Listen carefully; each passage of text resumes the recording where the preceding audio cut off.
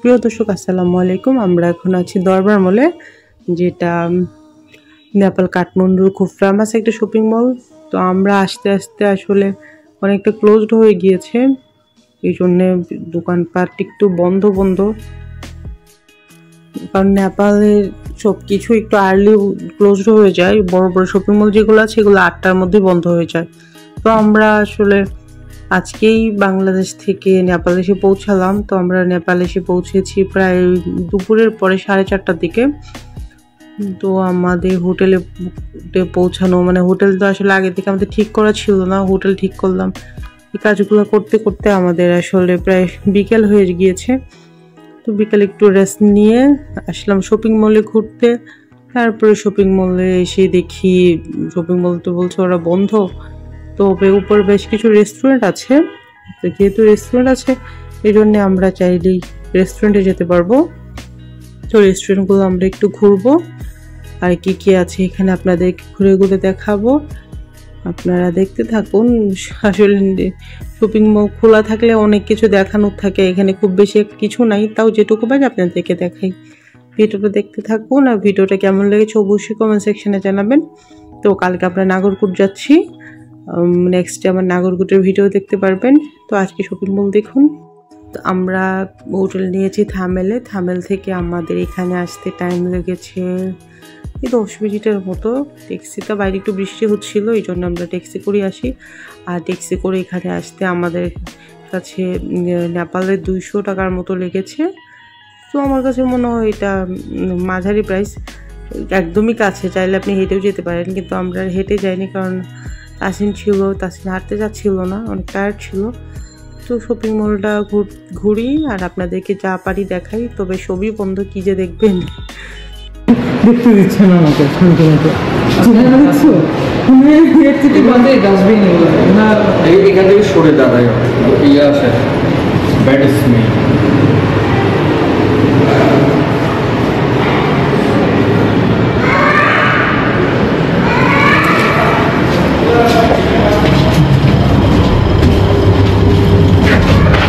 এখন আমরা কততে আছি?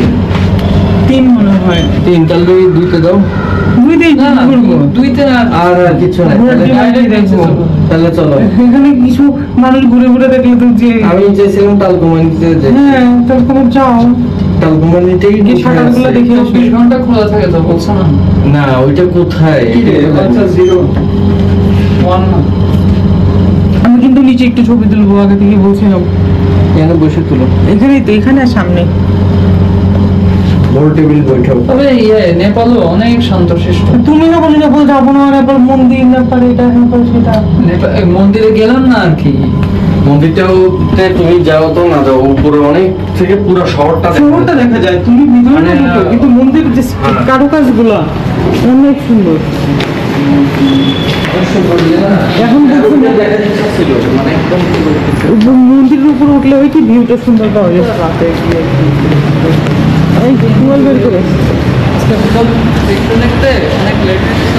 আমরা যখনই তো চাইছিলাম তখন বেরোলে কিছু দেখতে পারতাম, এখন চলে যেতাম। কষ্ট তো তখনও হচ্ছিল, এখনো হচ্ছিল। তো কে রে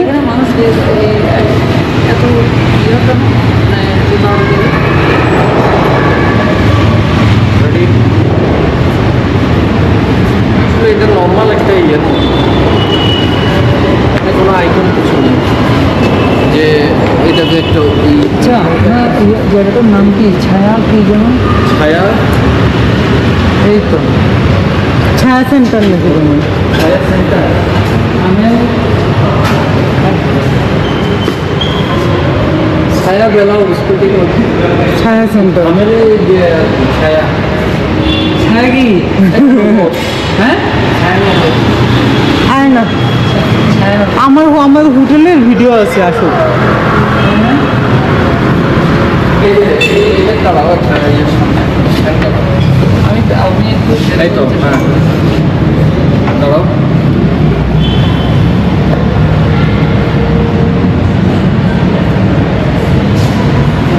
ছায়া সেন্টার আমার একটা,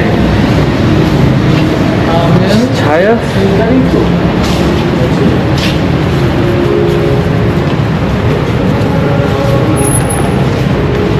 ভাইয়া ঠিক আছে ছায়া আছে।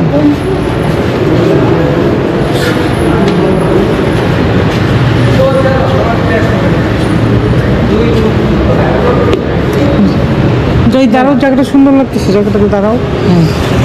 এই জায়গাটা সুন্দর তো, ওকে।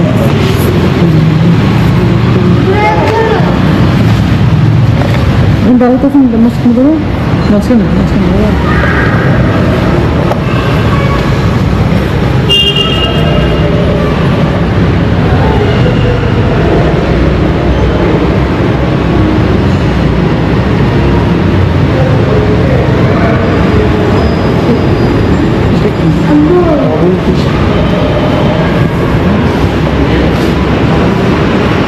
জেলি টাইপের কতগুলা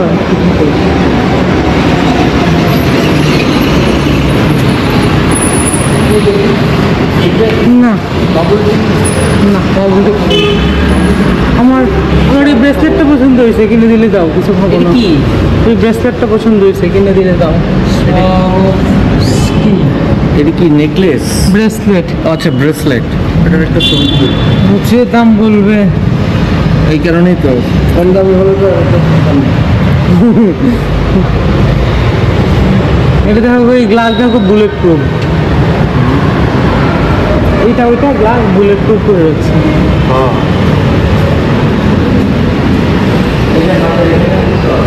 হ্যাঁ, কলার হাতে দিবে, মানুষ কম। হ্যাঁ শান্ত, আর স্কার্ট কিনে দিবে এরকম তুমি যদি করো তো আমি কিনা দেবো। তোমার এই গেঞ্জিটা নিচটা কেটে তো বানায় ফেলতে হবে না তুমি যদি করো, স্কার্টের অবস্থাই দেখছো, তাসিনের হাফ প্যান্টের চেয়ে কৌশল।